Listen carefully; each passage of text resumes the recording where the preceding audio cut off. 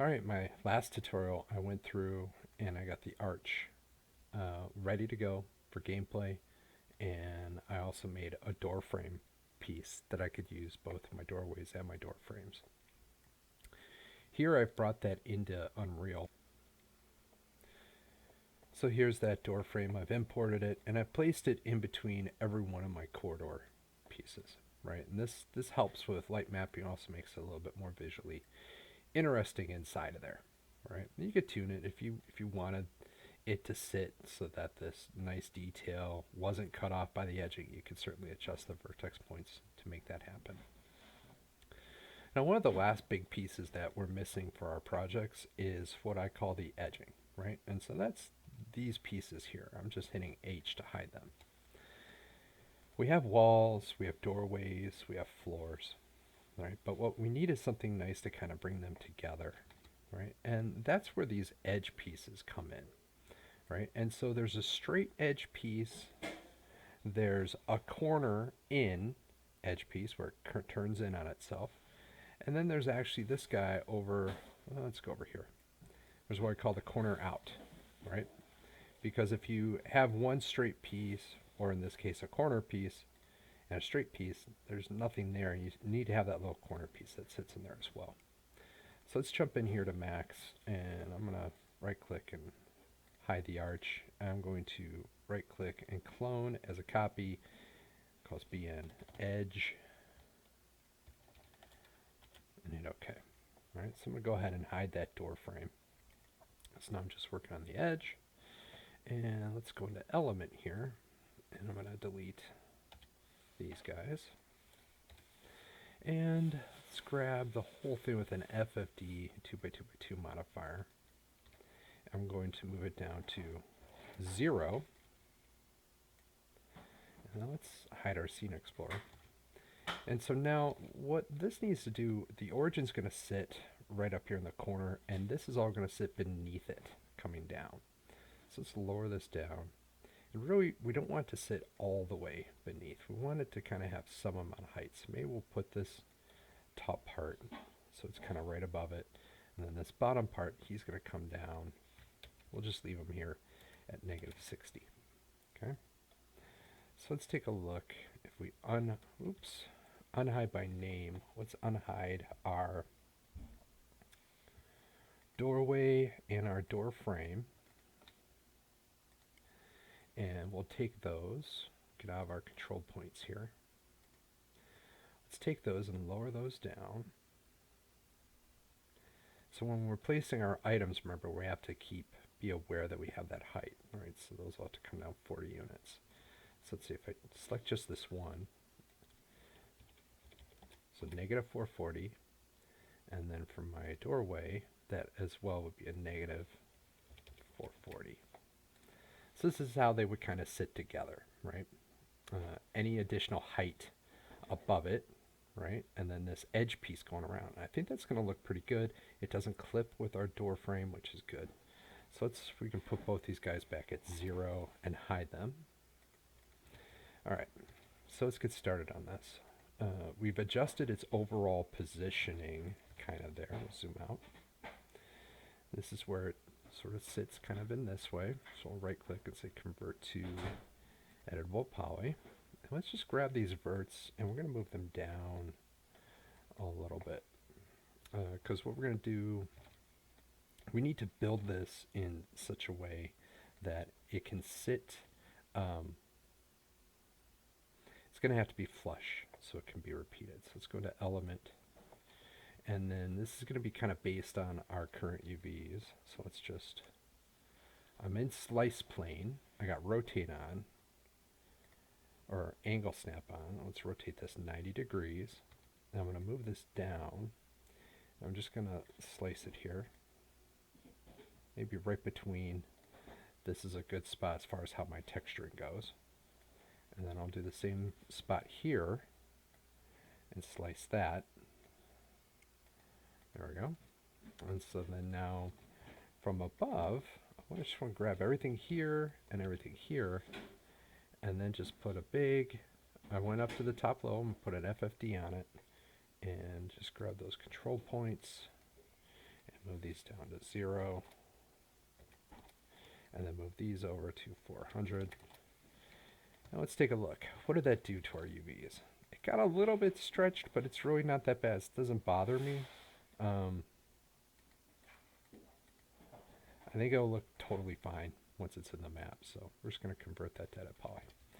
Alright, so that's the start of that. Now, let's take this whole thing, and we kind of want to, we don't necessarily want it to be clipping so much over like that. So we'll just kind of pull him down a little bit. Or actually, yeah, maybe we'll keep him, excuse me, about this size. And so what we're going to do is we're going to delete this back end of it. Okay, so he needs to be complete and solid. So what we're going to do is we're going to build that space. So I'm just going to come in here to bridge. I'm in edge and bridge. So I'm going to bridge these sides. And then I need to come over and I'm going to slowly go around here and do the same thing. I'm zooming in. And I need to bridge this. And then I need to come through.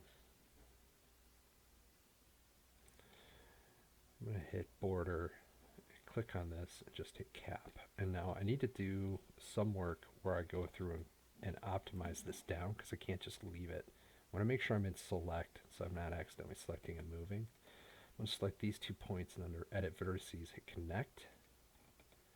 And then I'm going to click on nothing and then grab 2 vertex points and connect. And what I'm doing is I'm defining sort of these points. And every time I click off, because I want to make sure I only have 2 points selected when I hit connect. And what I'm doing here is I'm defining, I can't have one giant polygon here. That's just not going to work. It ends up creating all sorts of odd issues when you bring it into a game engine. Just going to keep going through and connecting those. All right. So now from here, I need to get this point at the bottom, this bottom corner here, connect that, get the one above it, and connect that here. You notice I'm not using my middle mouse wheel to scroll. That would cause me problems. All right, and then I can start taking these points up here. I'm always going to want this one, and I'm just going to connect him to all of these points that are available and just kind of work my way through kind of connecting them together like so. All right, and this is going to make this piece, it needs to have geometry there. We want to make sure it's not going to draw on top of itself. We've now defined all those edges, and so now we can select everything on the back as well as this new side. So let's come over here and region select and deselect, and let's give them all, which one do we want? This is ID, find my material IDs. These are all ID 2, and so if I come in here, select all this, and then deselect, so I just got these will be assigned ID 2, zoom out, oops, grab this one, and this will be ID 2 as well. And now I can go into my unwrap UVW and just make sure there's UVs on these. So let's open up the UV editor, and if I select these 2 polygons, I can planar map them and unfold them, and let's see that trim texture. Oops, come on, there we go. I'll rotate this over a little bit, and then I could probably take that and adjust it so it covers. Let's options, preferences, turn off selection preview, and then I'm not even going to bother trying to do that work until I actually take care of this. So I'm going to turn off ignore backface and region select where that new polygon is, and then region select to deselect so I only have it selected, and then just do projection and best angle. And now that's not going to be in my way, and I can just take that whole thing and hit the peel button. There we go. Rotate him over and now scale him down and just make sure he's sitting in this kind of generic concrete area. Actually, I can even just put him right here. Alright, and now I can select those two polygons on the back, and if I hold control and drag, you know what, it doesn't even matter to me. I'm just going to pull it over so that I get a seam in the middle, which I think is going to look good there. There we go. Hit F to go to front, P to go to perspective. Right click, convert to edit poly. Hit Z to zoom out. Alright, there we go. Now you know we're missing one. So what we got to do is just make sure we come in here, and in polygon, I'm going to grab grab that polygon down the end. I'm going to go to edit geometry and detach as a clone and hit OK. Get out of the sub-object and select just those polygons that are there at the end. Grab those, and in move, I'm going to move them down so that they sit on the X value at 0.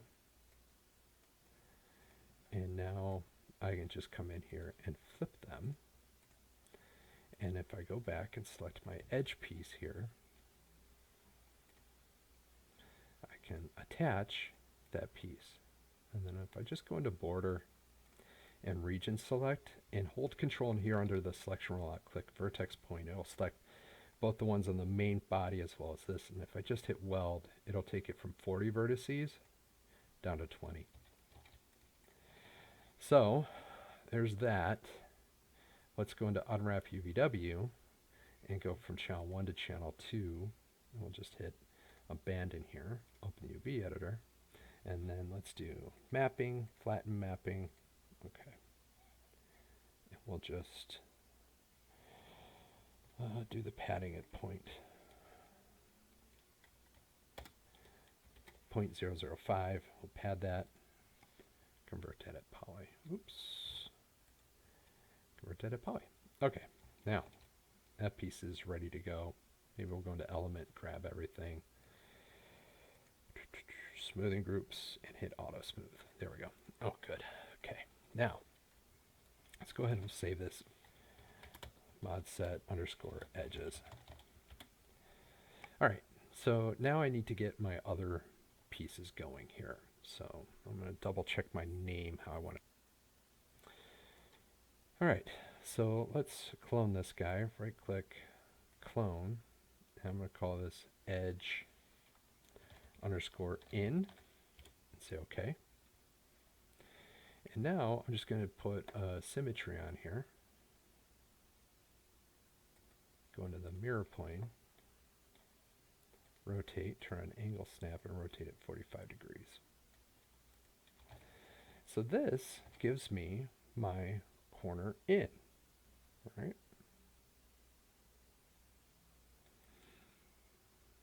So it's going to work really nice. My pieces, I'll be able to snap them into place and connect them with other ones. I can right click, convert to edit poly, go into element, oops, grab everything and hit auto smooth, and then we'll put an unwrap UVW on and go from channel 1 to channel 2 and hit abandon, open the UV editor, and hit mapping, flatten mapping. Okay, and then one more time we'll come down here and adjust that pack to 0.05. There we go. If you notice here, it has some of these really long pieces like this. You could go through, and if you wanted to try and optimize and try and see if you can get it to fit even more, you can go through and take some of these corner pieces and break them like that and see if it does a better job. See how it's packing them in more? What I'm doing is I'm grabbing kind of one side, and so that helps it, you know, to kind of get in there and kind of break it up a little bit more. It's just one of those things you could always try, see if that fits it all a little bit nicer. But all right, one last one. Break. I got one more here. Yep. Break. All right. Pad that. Right click. Convert to poly. All right. Let's grab that straight piece again. tools, Scene Explorer, tools, Scene Explorer. I want to grab my main edge piece. I'm going to clone that. And this is going to be my edge underscore out. And hit OK. Alright, so now for my edge out, I'm going to put a symmetry on here. Go to the mirror plane. And I need to rotate it. Again, I'm going to rotate 45, but I'm going to flip them. Alright, so now I just have this tiny little piece here. Right, and I can hide my straight edge piece so you can see it. This is all this piece is. Right click, convert to edit poly. Go to element, grab the whole thing and do an auto smooth. Unwrap UVW, change it, channel 2, hit abandon, open the UV editor. Same thing, mapping, flatten mapping, okay, and then just pad it. 0.5, okay. Convert that to an edit poly. Then I can take all three of my edge pieces, right, select those, and just file, export selected, call it bn underscore edges. Now I can import those, assign my materials to them, and start placing them inside my scene.